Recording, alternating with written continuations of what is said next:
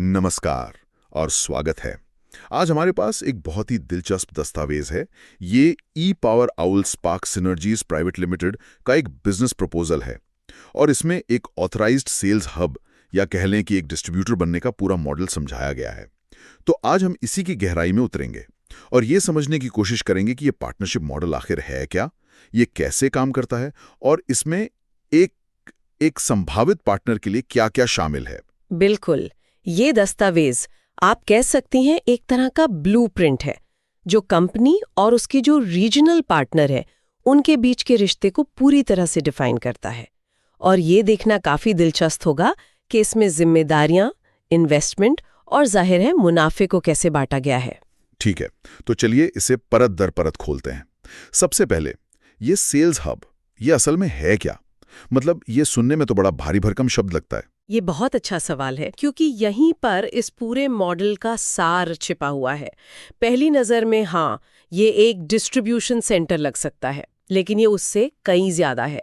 दस्तावेज इसे कंपनी और बाजार के बीच की सबसे अहम कड़ी कहता है। सबसे अहम कड़ी? हाँ, ये सिर्फ माल को एक जगह से दूसरी जगह पहुंचाने वाला नहीं है, बल्कि उस पूरे इलाके में कंपनी का चेहरा है, उसका दिमाग है, उसके हाथ पैर हैं। अच्छा, ये सेल्स, सर्विस और लॉजिस्टिक्स का एक रीजनल कमांड सेंटर है। तो मतलब ये सिर्फ एक बॉक्स मूवर नहीं है, तो फिर इसकी जिम्मेदारियों में ऐसा क्या-क्या है जो इसे एक आम गोदाम से ज्यादा बनाता है?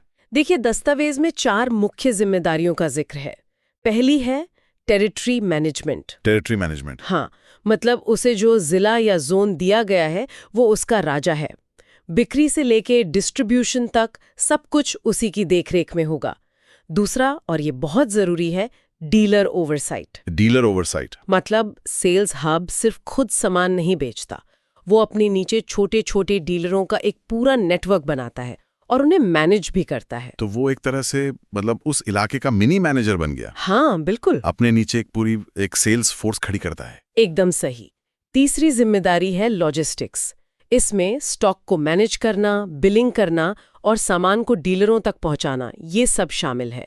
और चौथी, जो शायद सबसे चुनौतीपूर्ण है, वो है मार्केट ग्रोथ। Market growth? जी, सिर्फ मौजूदा बिक्री को संभालना नहीं, बल्कि ब्रांड को उस इलाके में बड़ा बनाना, उसकी पहचान बनाना और साथ ही आफ्टर सेल सर्विस और स्पेयर पार्ट्स की उपलब्धता को भी पक्का करना है।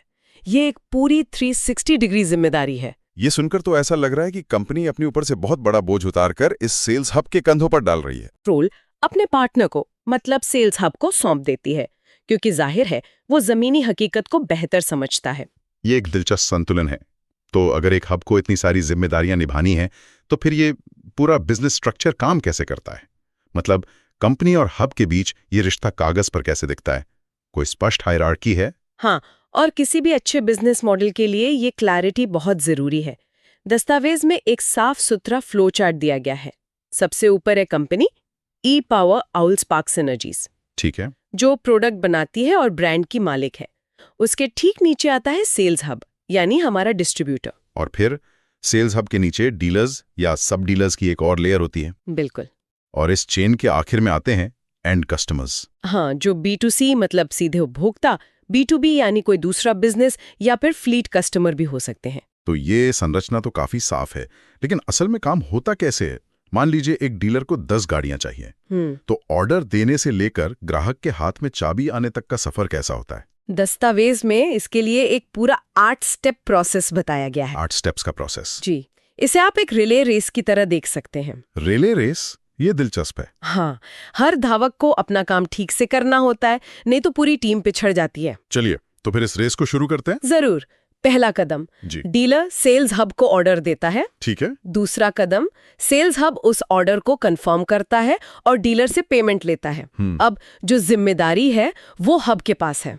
तीसरा कदम, और ये बहुत स्मार्ट है, हब अपने इलाके के सभी डीलरों से मिले छोटे छोटे ऑर्डर्स को इकट्ठा करके कंपनी को एक बड़ा कंसोलिडेटेड ऑर्डर देता है। अच्छा, मतलब कंपनी को 10-10 गाड़ियों के 50 अलग-अलग ऑर्डर नहीं संभालने पड़ते? नहीं, बड़े ऑर्डर के हिसाब से एक बड़ा शिपमेंट सेल्स हब के वेयरहाउस में भेजती है। पांचवा कदम, सेल्स हब उस इन्वेंट्री को अपने वेयरहाउस में संभालता है। अब यहाँ से रेस का दूसरा हिस्सा शुरू होता है। अच्छा। छठा कदम, हब हर डीलर को उसकी जरूरत के हिसाब से प्रोडक्ट डिलीवर करता है। 7वां कदम, डीलर उस प्रोडक्ट को अंतिम ग्राहक को बेचता है। और 8वां? और 8वां कदम, जो रेस खत्म होने के बाद भी चलता रहता है, वो है सर्विस, वारंटी और स्पेयर पार्ट सपोर्ट, जिसे सेल्स हब ही कोऑर्डिनेट करता है। तो इस पूरी प्रक्रिया में हर कदम बहुत साफ साफ बताया गया है ताकि कोई कंफ्यूजन ना हो। जी बिल्कुल। तो अब आते हैं उस सवाल पर जो शायद हर कोई सुनना चाहता है।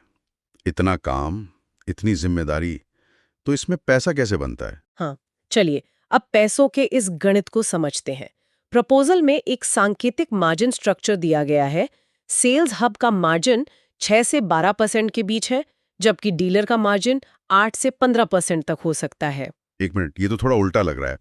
डीलर का मार्जिन हब से ज्यादा क्यों है? काम तो हब ज्यादा कर रहा है, जोखिम भी ज्यादा उठा रहा है। ये एक बहुत ही चालाक बिजनेस रणनीति है। अच्छा। हाँ, देखिए, कंपनी ये समझती है कि असली बिक्री का मोर्चा तो डीलर ही संभालता है, ग्राहक से सीधे वही बात करता है, तो उसे ज्यादा मार्जिन देकर वे उसे प्रोडक्ट बेचने के लिए मोटिवेटेड रखते हैं। और हब? हब का मुनाफा वॉल्यूम पर निर्भर करता है।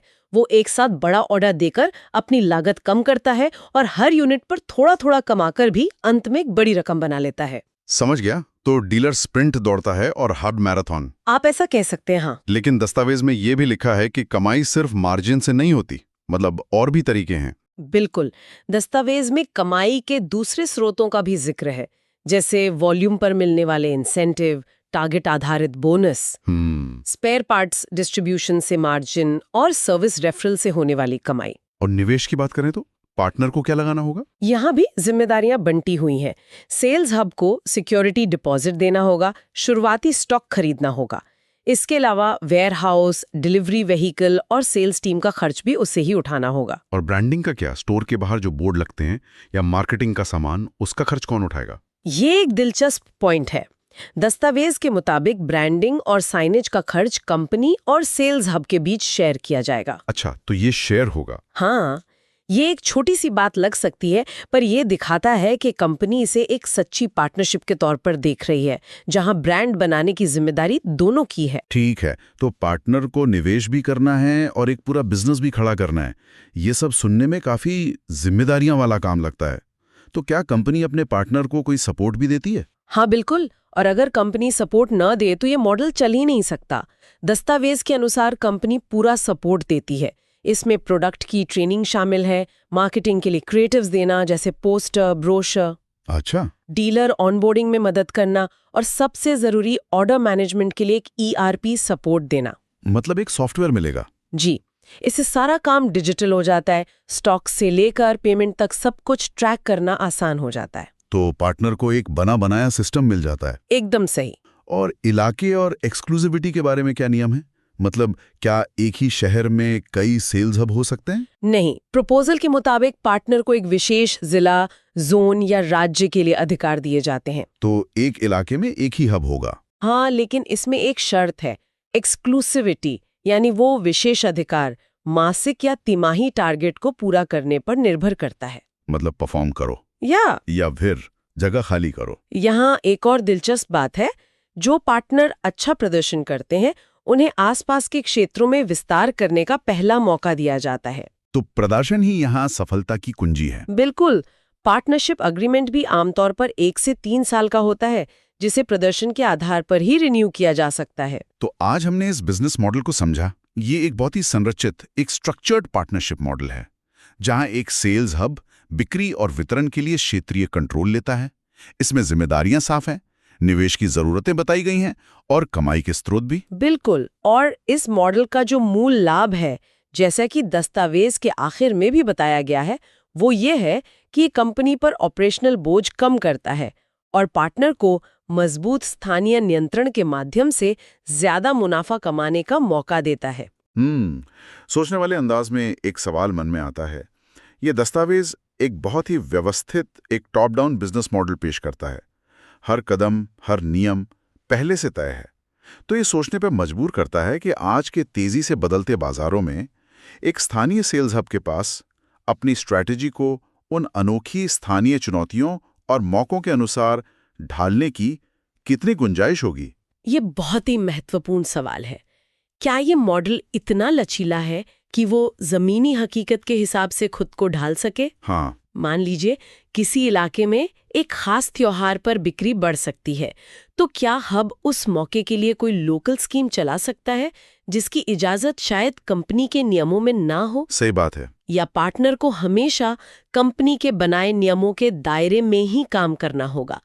ये एक ऐसा विचार है जिस पर किसी भी संभावित पार्टनर को जरूर गौर करना चाहिए।